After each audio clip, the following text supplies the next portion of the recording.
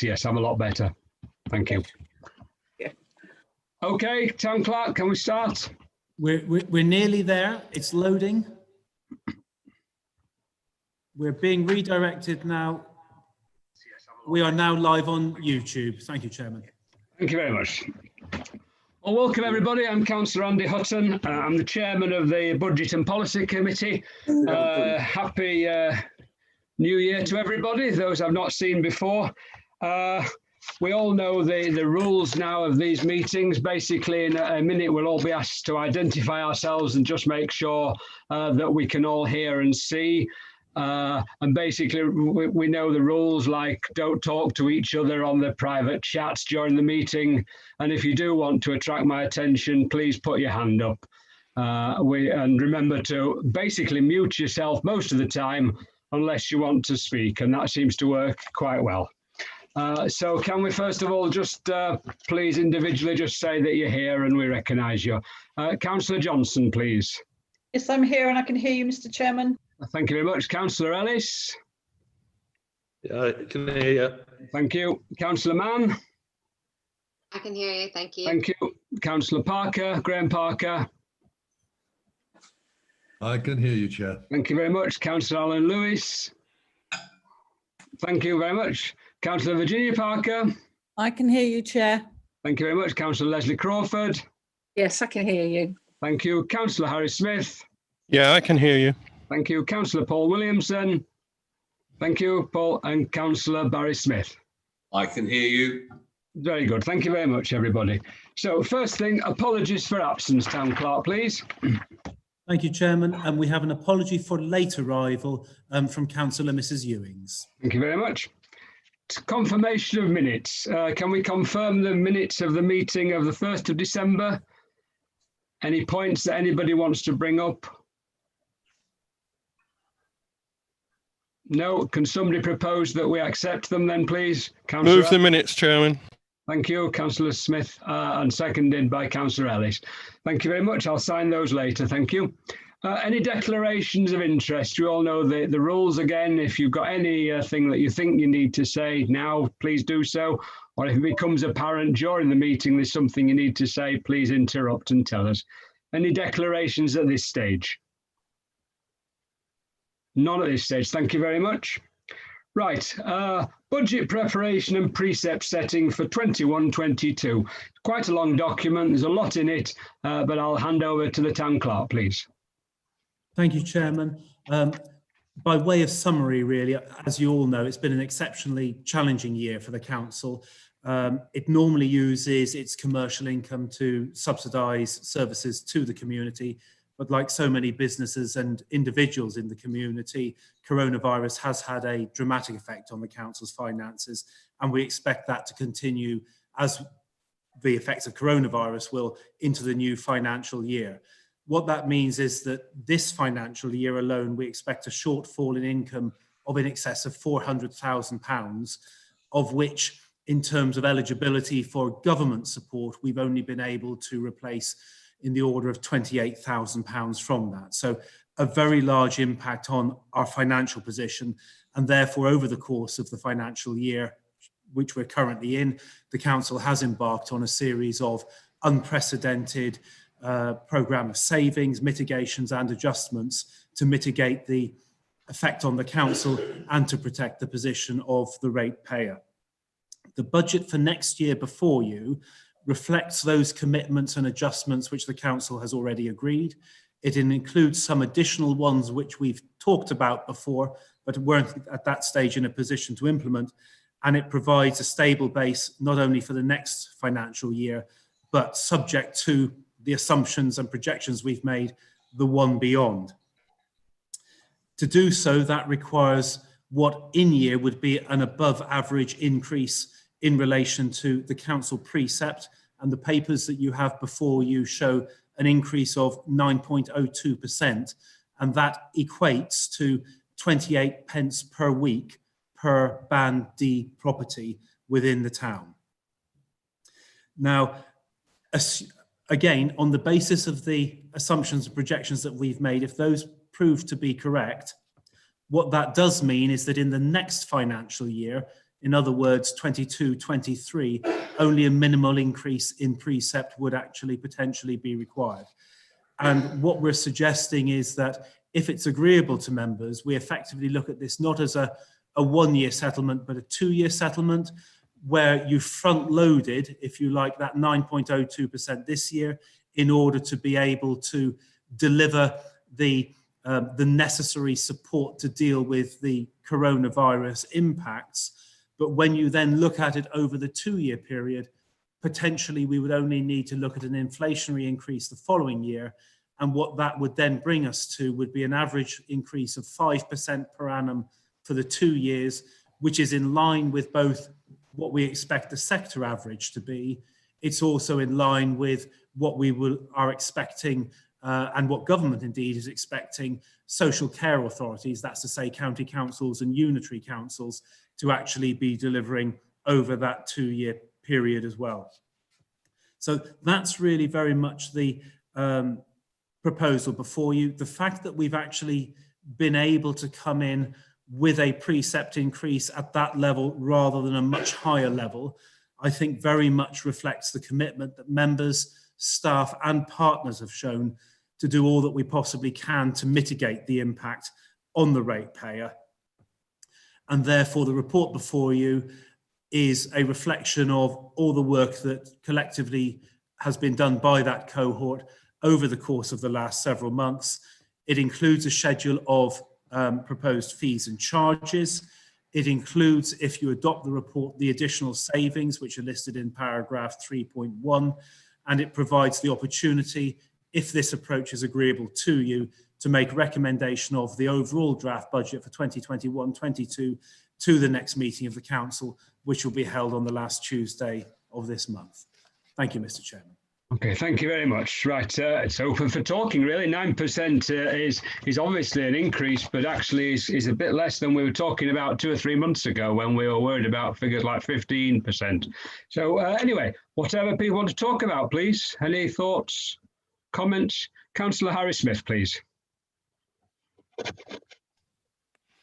Yeah, I think, Mr. Chairman, it's really a much better scene than we probably would have expected a few months ago. As members, I think we've considered, we've adjusted, we've reviewed the way forward financially, met quite a few times now, both in meetings and other gatherings.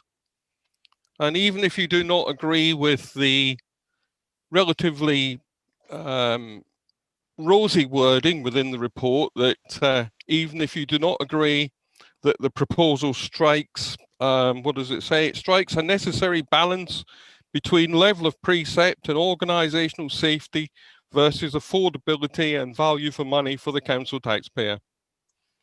I think more straightforwardly, Chairman, this is a budget that has been crafted to the circumstances that we face. And in my opinion, it's the best we are able to do in these very alien times. And I urge and probably propose, Chairman, that the support for both the recommendations recorded at G(1) and 2. Thank you very much. Thank you very much, Councillor Smith. Anybody else, any thoughts, comments? Okay, in that case then we've had a proposal from Councillor Smith that we accept the recommendations. Do we have a seconder, please?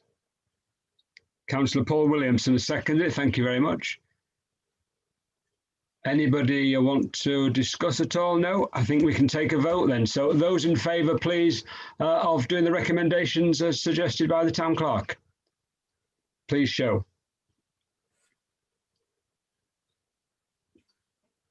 Okay, and anybody against? I think that is carried, Town Clerk. Thank you very much, everybody.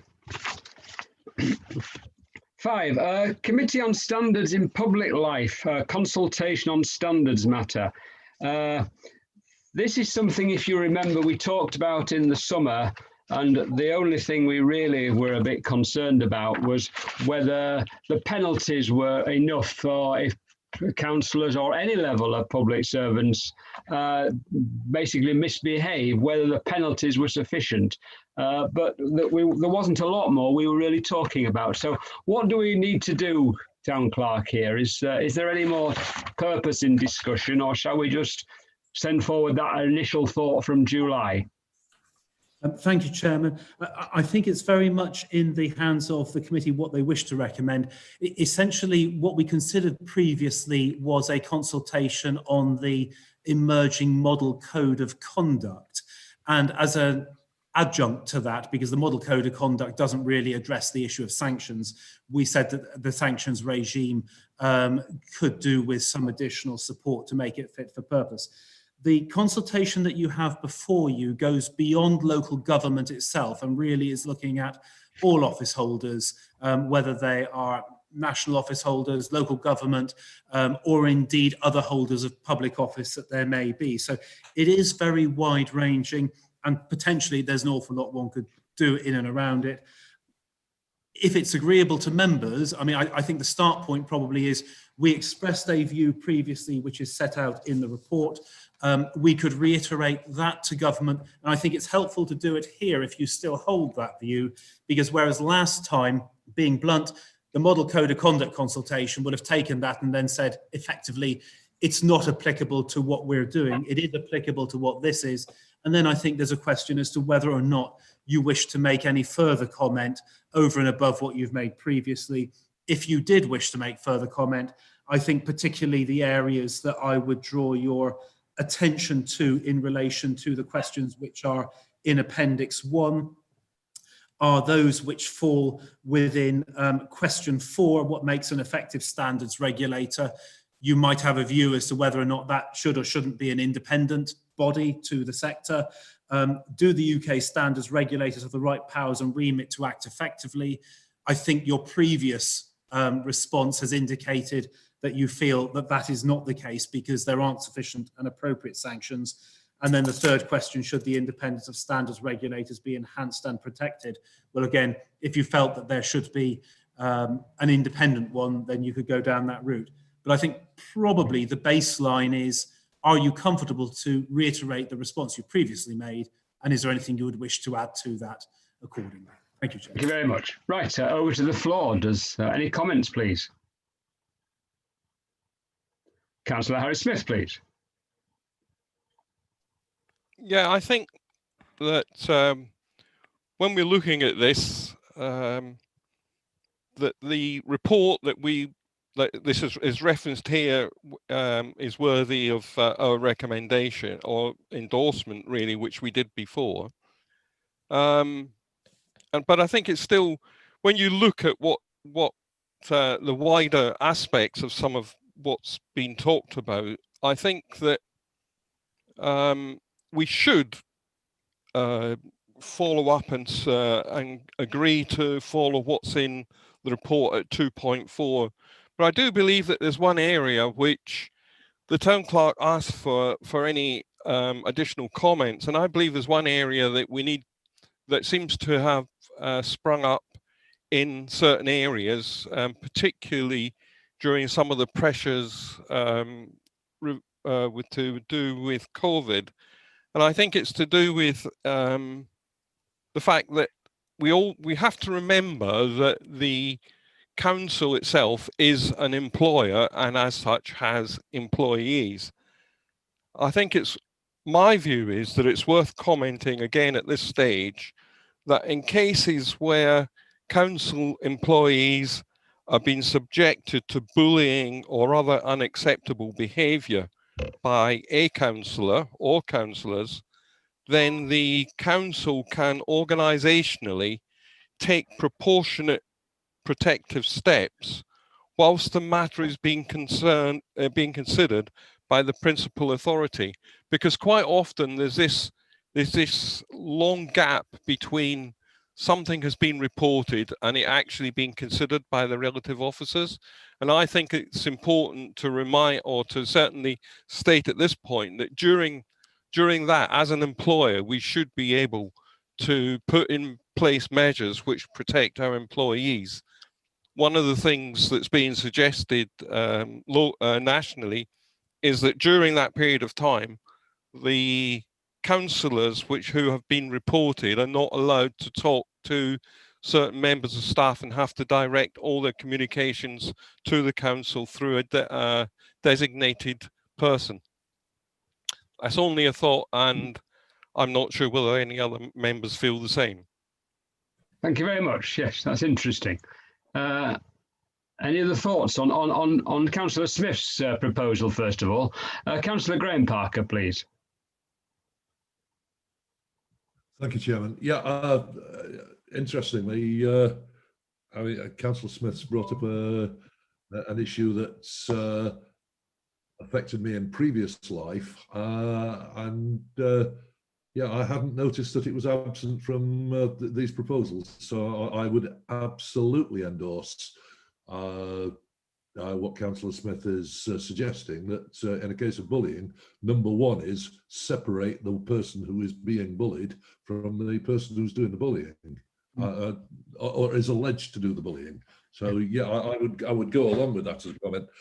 But yeah, this has come up through NALC and DALC, and we've had a brief conversation in DALC about this, and I think there is almost unanimous view that what we put in our previous comments would be supported by virtually everybody around that table at DALC, that as time has gone by, the sanctions that are included in the various codes of conduct are getting less and less and less.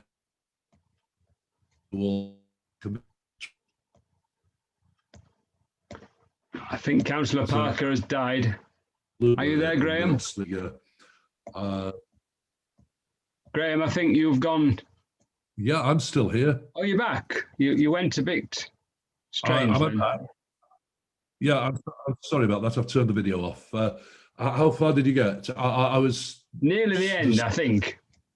Okay, well, I was saying that I absolutely endorse what the town clerk's suggesting. I reviewed what we'd put before, and I think I would simply reiterate that again.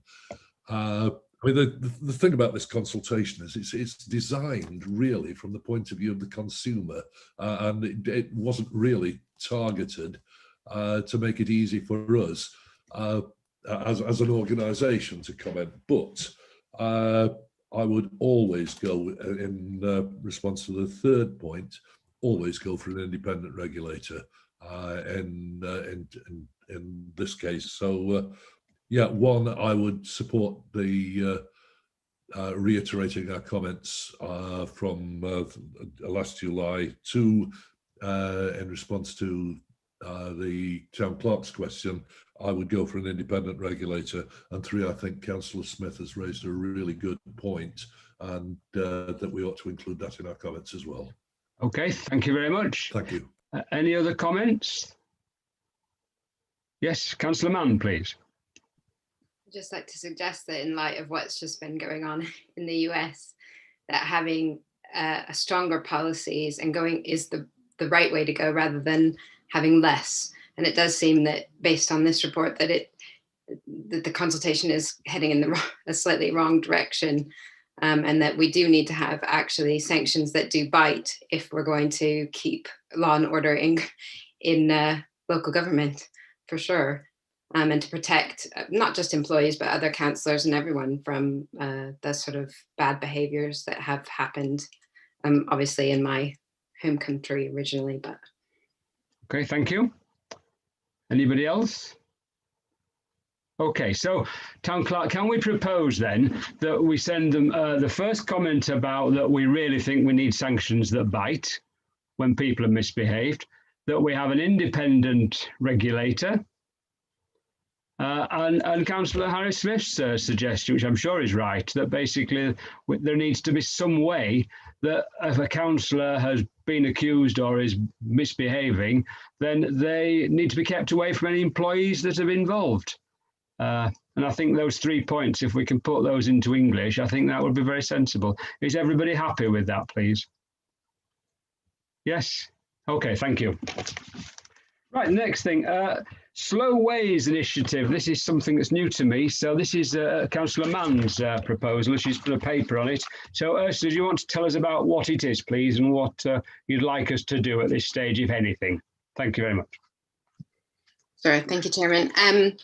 Basically, the Slow Ways group came to the Devon Local Council Facebook group and put forward some of their proposals. They've been working along with OS to start coming up with maps that are connecting cities. So differently from your regular footpaths, these are footpaths with specific destinations linking towns and villages and cities together. So it may use footpaths or it may use regular streets, but the idea is to try and come up with a series of mapped footpaths that connect the whole country together in as direct a route as possible so that people can actually travel between routes by walking. In the report, you'll see that I've listed I spoke briefly online with one of the people that's involved as a volunteer. And in the report, you'll see that they've listed some of the towns that they've linked Tavistock to in the first lockdown with volunteers. So they've gone all the way between Callington and Tavistock, Launceston and Tavistock, Lidford and Tavistock, Princetown and Yelverton. There are some villages locally that are not listed. And I think there are probably walking routes that we could benefit from having those in the map route. And there might be interest locally for that. So I just thought it was a really great concept and a great idea for encouraging health. I've listed most of the benefits, and most of the information has come from the work that they've been doing to promote this idea of creating additional walking routes in the areas. But what I was liking is the idea to support it and to get it out there to our local residents to see if there's anybody who would be interested in volunteering to test the routes that they do, which is the sort of, they're starting that this month. And obviously lockdown's a good time if there's, if it's not too far from your house. If not, then maybe in February. And then also to ask if we could have the Sustainability and Environment Working Group look at perhaps working with them to identify some additional links to, say, Lamerton, for instance, or Brentor. There's some other towns in the area that I think would be beneficial to have those routes mapped. Some of them might already be there as far as footpaths, but I'm hoping that we could support it. There is no cost necessarily, although one of the things that I think would be beneficial at some point when there is budget available for things like this would be to get some signage up that could support local walking routes, because there are no signs within our town. And I think for things like the ways that you get around town to find, this is the way to Callington if you're by foot or if you're by bike. So there are some things there that could happen in the future, but not now. Right, thank you very much. I'll come to Councillor Crawford, please, in a minute as chairman of the Sustainability for her comments, but the Mayor would like to speak as well. So Councillor Johnson first, please. Thank you, Mr. Chairman. I think this is a very interesting idea. It's something that I personally would support. I've heard a lot recently about active travel, and it's mentioned in here. I would say that the existing footpaths and pavements need to be properly maintained. I believe that those pavements should allow two people, obviously in the same bubble, to be able to walk side by side with each other. Recently, I was out walking, not during lockdown, but prior to that, with my grandson, who is 2, and he managed to do about 1.5 miles along a pavement. And I realised that the poor little chap was having to avoid all the brambles and bushes and stuff, and actually the pavement width was very, very narrow. So we need to make sure, if we're going to promote this kind of thing, that the county council take on their responsibility and make sure that the pavements and the footpaths are suitable for people to be able to walk along. It's no good having one idea and actually somebody who's promoting it as well isn't actually endorsing it and making sure that their responsibilities are carried out properly. Right, thank you. Yes. Can I ask Leslie Crawford, please, any thoughts on the matter? And then with Virginia Parker, please.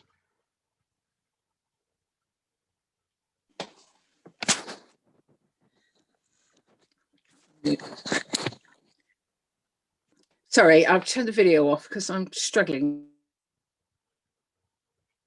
You've muted yourself as well, Leslie. Leslie, you muted yourself as well. I'm trying to. No, you've muted yourself again. You came back and now you've muted yourself again. Okay. Sorry, it's playing up. Yeah. You're there now, Leslie. Okay, I fully support this. I think, as the Mayor said, it fits in with the active travel bit in terms of the sustainability group. And yeah, I would agree in terms of what the Mayor also said about footpath. I just would say in terms of pavements, in my street, actually, there are times when two people can't walk abreast because the pavement is so narrow, and that's in the centre of town. So, but I respect the bit in terms of hedging and things like that. So yeah, I fully support it. I think it's a really, really good idea. So okay, right, thank you very much. Councillor Ginny Parker, please. yes, and supporting what the Mayor has said and Leslie, could I also suggest that it a note on it also goes to DMNL so that developments in Tavistock are properly accessed on foot.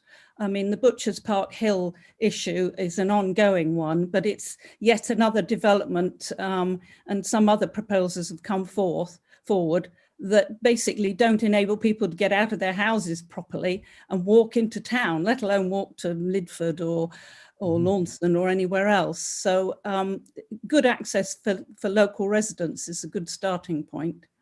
Good, thank you. Councillor Williamson, please. Can you hear me all right? Yeah. Good. Yes, I'm really very supportive of it. I have a couple of suggestions. I would echo what the Mayor has said regarding the upkeep of our pavements and paths. The path to Peter Tavy, near where I operate, is in a very poor condition with brambles reaching out from the hedges and the gutters full of weeds. It's quite obvious to me when I look at it that the county council is not spraying the edges of the pavement to deal with the weeds and so forth. I would suggest that if we adopt this as a council, that the Tavistock BID, the Business Improvement District, perhaps enter something on the mobile app and its website to communicate, if we adopt it, that we have adopted, and perhaps support the council by publicity about slow ways. And of course, as also we are a free trade town, which it says on the sign, these all connect to things, initiatives that the Sustainability and Environment Working Group is trying to achieve. So I'm all for it. Thank you very much. Good. Councillor Ginny Parker, please. You're muted, Ginny. Yeah. Can I just say that that I suspect, I don't know, but I suspect the reason the county isn't spraying anymore is that glyphosate, or whatever it is now banned or is in the process of being formally banned, and it's a very toxic chemical. So I agree that the pavement edges tend to get full of grass and weeds, but compared to the damage that the chemicals do to the environment, I think then they must be, I hope they're working on an alternative to glyphosate. Okay, thank you. But I think the feeling there is very much is supportive of the recommendations that Councillor Mann has said. Do you want us to go any further, Ursula? What in the way of publicity, what are you sort of thinking we should be doing? Or are you going to do something, or do we wait? Councillor Ward, I noticed one. Sorry, I missed you, Paul. Thank you, Chairman. It just occurred to me that if you're looking for a group to suggest routes and to test routes, you could do worse than go to the local Ramblers group, who have an extensive knowledge of local footpaths, particularly John Noblet, who's also one of the principal walk leaders for the U3A.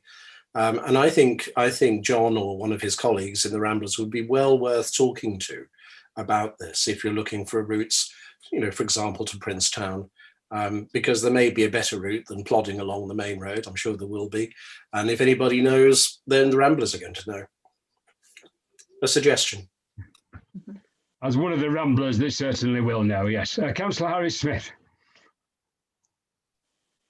Yes, Chairman, so fully supportive of this thing. And I think is for people who are really interested, there's an enlightening and interesting graphic which is on the Twitter page of the founder of the movement, which is Dan Raven-Ellison.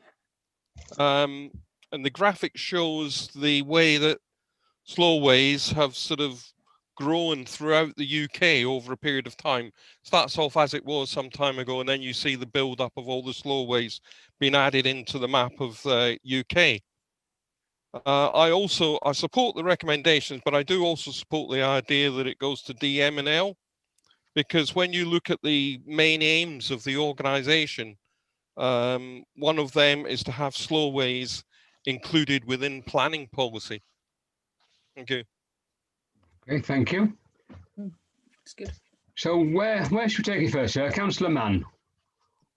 I'm quite happy to have this sent through DMNL as well. And I do agree that there are planning implications long-term for things like pavements and making sure that neighborhoods are walkable. So I think that seems like a good way to split it, if that's possible to split it, or if that both of them can consider the implications of slowways in their various committees.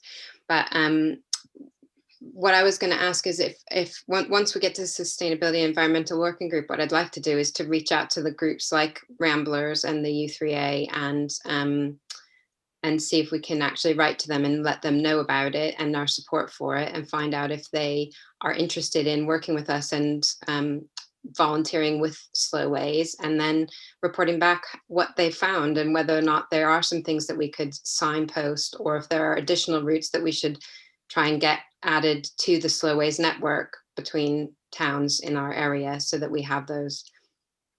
Okay, thank you. Councillor Ward, please. I'm speaking as chairman of DMNL now. DMNL are already well aware of the need for pedestrian access from new housing developments. And I think we do try to look at that when we consider applications. But I just wanted to draw members' attention to the sterling work undertaken recently by Kit Harbottle and Transition Tavistock, who produced the most remarkably detailed appraisal of pedestrian ways relating to the most recent application on Plymouth Road. It went into far greater depth and detail than I could ever imagine DMNL having time to do. And I think that's another group that really needs to be on board with this. They clearly do have the knowledge and the expertise to put together jolly good analyses and suggestions regarding pedestrian ways. Okay, so at this stage, Paul, do you think it'd be useful for DML to have a look at this, or shall we just basically do it to the sustainability group and take it from there? I would suggest you keep it within sustainability group and feed whatever you feel DMNL needs to us. Okay, thank you. So can we go for Ursula's recommendations then? Can I propose them, please? Can we have seconders? Yes, those in favour of this recommendation, please, both parts. So that's carried. Okay, there's nobody against. Thank you very much. 7:20.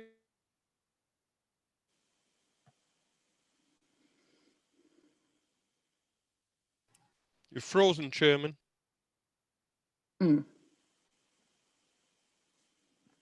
We'll just wait for the chairman to come back if he does, if we may.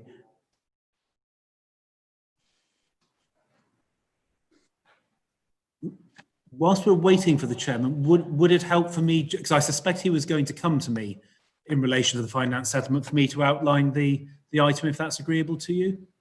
I think that's a way forward, Mr. Town Clerk. Thank you. There's been a technical consultation which is listed, excuse me, on the agenda in relation to the local government finance settlement. Now, a lot of that isn't going to be directly relevant to us, but there is one element which has been of long standing, and that is the government's having on the one hand, excuse me, the availability through statutory instrument to apply referendum principles to the sector. And what that means is they could effectively cap the amount of precept that councils in the sector could raise. But what the government has been doing is on a 3-year rolling basis, it's been keeping that under review. And as you'll see, if you've had an opportunity to look at the report in detail, whilst sector increases at 4% have been above the rate of inflation, excuse me, the government considers that those aren't such that the referendum principles should be engaged. I think that also recognises that we sit in a slightly different position in relation to income streams and the dynamic, if you like, to those of the larger county, district and unitary authorities. So essentially, the reason this is here is to invite you, if you are in agreement, to reiterate our support for referendum principles not being applied to the sector, but draw government's attention in the specific circumstances of coronavirus to the fact that there are some, not necessarily a lot, but Tavistock is definitely one, town and parish councils who are significantly adversely affected because historically they have used commercial income to keep the precept down, and they're having to deal with those consequences in this particular financial year. So if members are agreeable, the first part is consistent with the representations we've made previously. The second part really is a reflection of the fact that this financial year, for a small number of councils, will be a different year in terms of precept impacts. And we've had that conversation in relation to the budget already. Thank you. Okay. Thank you, Town Clerk. Sorry for my internet. Someday Tavistock will have good internet for everybody. Is there any comments anybody wants to make on that, or shall we just move on? Councillor Harris-Smith, please. Thank you, Mr. Chairman. Just to agree with exactly what the Town Clerk said, I think that's the way forward. Thank you. Okay, so I think that we'll move on then. Thank you very much. Coronavirus lockdown. An update, really, please, from Wayne, our General Manager. Please, Wayne. Just covering off a few headings. Obviously, organisationally, we've held some separate meetings with staff, different teams around the impact of the latest lockdown. Organisationally, we're reviewing all of our risk assessments again, because it's critical that we actually do that this time round. We also need to look at the impact of home working for another sustained period of time on staff, as conditions again have changed with what staff are able to do or not do in relation to their day-to-day activities. So that's organisationally what we're trying to do in relation to the staff welfare side of it, which we're going to probably complete within the next 7 days. From the market complex situation, which pretty much supersedes the next item in relation to the market reviews report. As of the announcement of the lockdown, the Pannier market closed, and obviously Butchers Hall trading closed. We put out feelers in relation to the Essential Traders Hub, again, which we, on the previous lockdown in November, had in Butchers Hall, you might recall. The take-up this time round is far less. There's only a couple of traders which potentially want to even consider it from the Pannier market. And we were looking to actually implement that in situ within the Pannier market on the south side arcade, where you've got all closest to a cheese shop. As I said, the take up this time round, though, there's literally a couple of traders that might be interested only for a couple of days trade in a week. So effectively with that feedback, we will be closing the Pannier market and also Butchers Hall in relation to Essential Traders. And for those which want to actually trade, we will allow them to trade on Bedford Square in the marquee setup. We have offered again to bid freestanding stores in relation to click and collect, but I'm not sure there's the same appetite this time round in relation to delivering the click or collect. We haven't had that feedback yet from the bid manager. So that offer is on the table, but I think the dynamics are slightly different from when last time it was implemented in November. Moving on to a couple of other elements, we've reviewed all the signage or looked at all the previous signage in the town centre, and also in the meadows as well, because we're having challenges both in the town centre and in the meadows with a lot of the COVID signs being ripped down. So we've retrieved a number of the signs, put new ones up, etc., in key locations. And also with regards to seating in around the town centre itself, so the benches in front of the town hall and all the seating around the perimeter, the Pannier Market perimeter, has been taped up because that was a request from the police, because there was a number of people which were utilising that seating and just hanging around in the town centre. We will continue to obviously implement those procedures and also implement anything else which government guidance, encourage us to do or tells us we should be doing. There are some subtle changes this time round. For example, in the first lockdown, March time, obviously play parts were closed as part of the government guidance. This time round, play parts are encouraged to stay open. I expect at a later stage, give it a week or so or a couple of weeks, that might be reviewed and changed. So we are ready and geared up with signage to actually implement what we did in March in relation to the closure of all the play parts and the skate parts, etc. And we are ready to actually do what we need to do in relation to other elements that we delivered in March as well.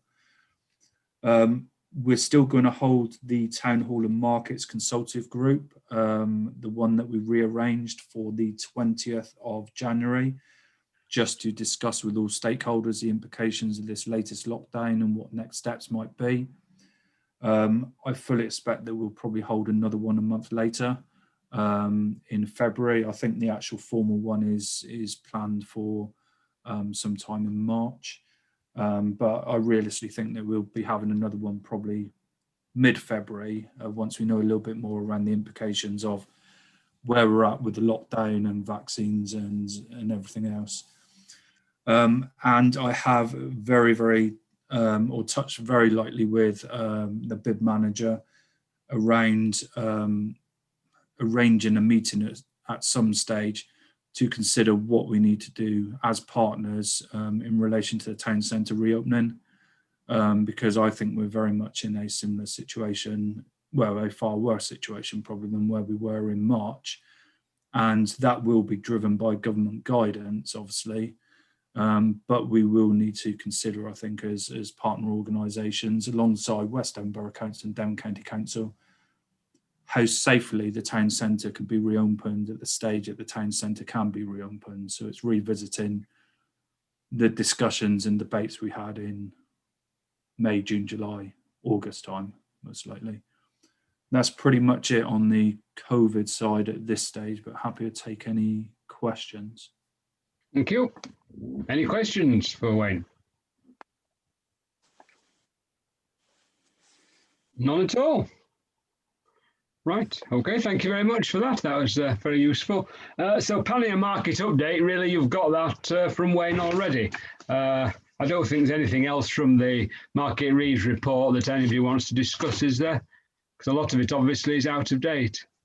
Leslie, Councillor Crawford, please.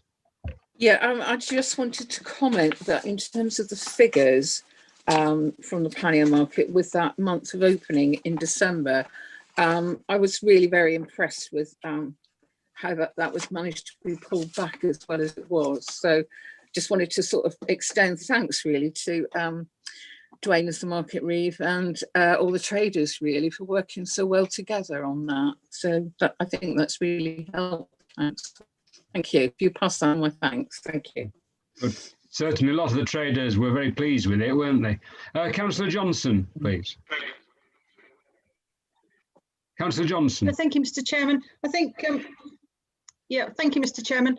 I think in this report and other things I've read recently, it's become very important, very obvious to me just how important the Pannier Market and the surround is to the whole town. A good day in the market means a good day in Tavistock. So it shows that we must drive the Pannier Market forward when the time and opportunity arises, because it is just so crucial to the trading future of Tavistock. Yeah. So thank you to everybody who's worked hard. I know Wayne and all the team have worked really hard to get us to where we are, and let's hope that this lockdown doesn't go on too long and we can pick up and move forward in the spring. Indeed. Any other comments? No. Okay, let's move on then. Thank you very much. Urgent items. I have no urgent items to be brought forward. So at that stage, it's the exclusion of the press, and we have our 10-minute break. So we'll have a 10-minute break. Everybody go and get a cup of coffee, and then we'll return and we'll do part 2. Okay, so we'll see you all in a few